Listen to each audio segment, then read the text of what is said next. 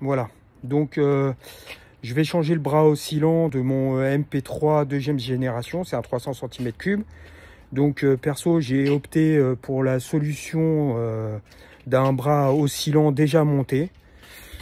Voilà. Je sais pas si on le voit là. Attends, je vais mettre la vidéo dans l'autre sens. Voilà. J'ai pris la solution d'un bras oscillant déjà monté. C'est-à-dire qu'il y a déjà les aiguilles et la petite douille en plastique. Par contre, je garde le cylindre bloc qui est en bon état. Donc là, en fait, ce que j'ai fait, c'est que j'ai démonté partiellement la carrosserie pour pouvoir décaler la carrosserie et avoir accès aux écrous qui vont me permettre de démonter le bras oscillant. Donc à l'arrière, je vais mettre une cale sur la roue arrière, plus le frein à main pour éviter que ça recule et me retrouver en galère. Voilà, je continue la vidéo. Alors vu que je suis tout seul, je vais essayer de faire ça comme ça. J'ai mis la clé avec un petit serre-flex pour desserrer de l'autre côté.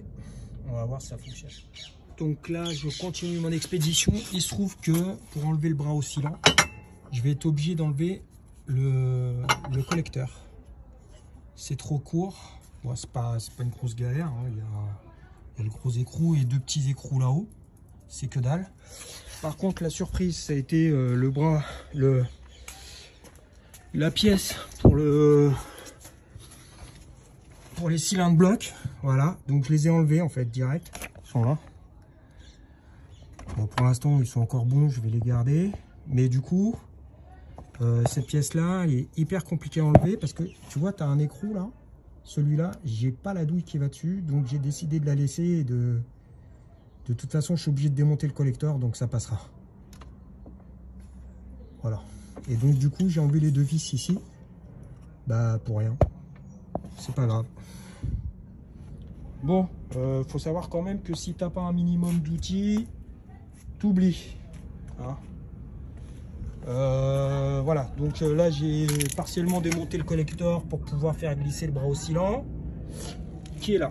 Voilà, donc en fait, moi j'ai opté pour en racheter un nouveau qui était déjà monté avec tout dessus parce que d'après les concessionnaires, c'était une vraie galère et ils voulaient me demander 700 balles pour changer en fait tout ça quoi. Donc voilà, ça va là, voilà, avec les petites blessures. Donc en fait, le truc total avec les deux blessures, on a grosso modo pour 200 balles. C'est 100 balles plus cher que si tu changes uniquement les trucs. Et voilà mon problème en fait. Regarde, on va bien voir le jeu. Voilà. Je sais pas si... Voilà. Là, c'était insupportable. C'était plus possible quoi. Une grosse galère. Donc quand tu accélères, ça part sur la droite. Ça partait sur la droite. Quand je roulais, j'avais l'impression d'être sur un bateau en pleine mer quoi. Voilà. Donc je remonte tranquillement. Et puis voilà. À plus. Voilà. Voilà comment c'est mort à l'intérieur. Il n'y a plus rien, c'est vraiment foutu quoi. Voilà. Donc c'est aussi à cause de ça qu'ils m'avaient dit si tu as de la chance. Voilà, en fait pour eux c'est une grosse galère d'enlever ça. Et c'est ce qui leur permet de compter un prix faramineux quoi. Voilà. Donc moi après je vais le nettoyer parce que je suis un gros consommateur de scooter. J'en suis déjà à mon 3e en 10 ans. Et donc voilà, tout tombe en miettes. Il y a plus... Ah ouais, là c'est mort. Voilà, donc je vais graisser à mort pour bien protéger tout ça.